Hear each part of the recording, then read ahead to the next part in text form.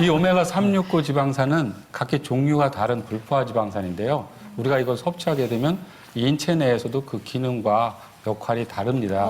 일반적으로 우리가 오메가 3를 가장 많이 알고 있는데요. 오메가 3은 이 알레르기나 염증, 그리고 혈전을 억제해 줍니다.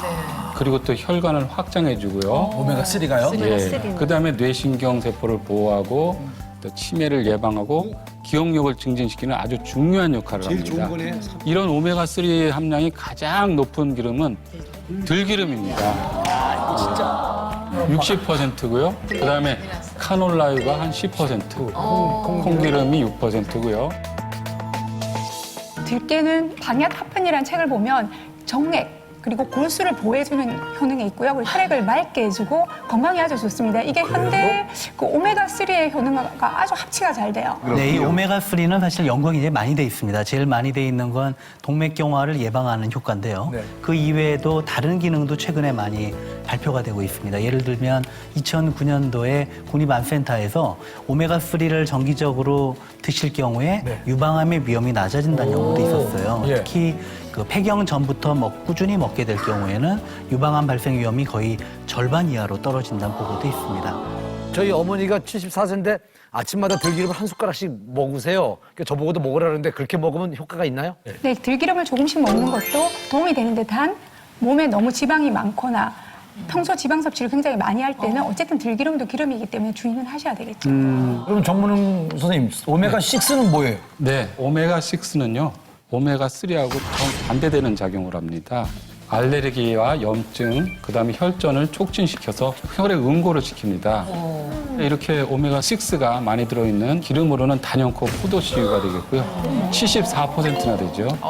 그리고 그다음에 옥수수유, 콩기름 이런 순서입니다. 아니 근데 저 포도씨는 우리 웰빙이라서 한동안 많이 썼거든요. 포도씨유. 그랬는데 저 버려야겠는데 저렇게 많다면. 근데 우리 주부들이 되게 튀김할 때는 옥수수유, 콩기름 다 쓰잖아요.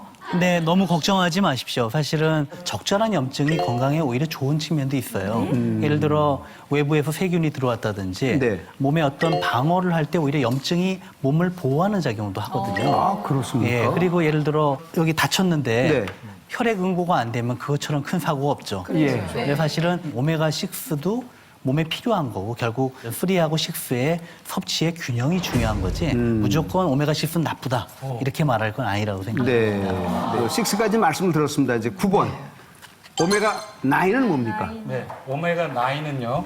혈중 콜레스테롤을 감소시키고요. 위산 과다 분비를 억제시키고 좋네요. 네, 또 변비를 해소하는 예. 역할을 합니다. 이게 좋은 거네요. 좋은 역할을 하는데 이제 여기에 보면 올리브유가 가장 그 함량이 높고요. 71%나 되죠.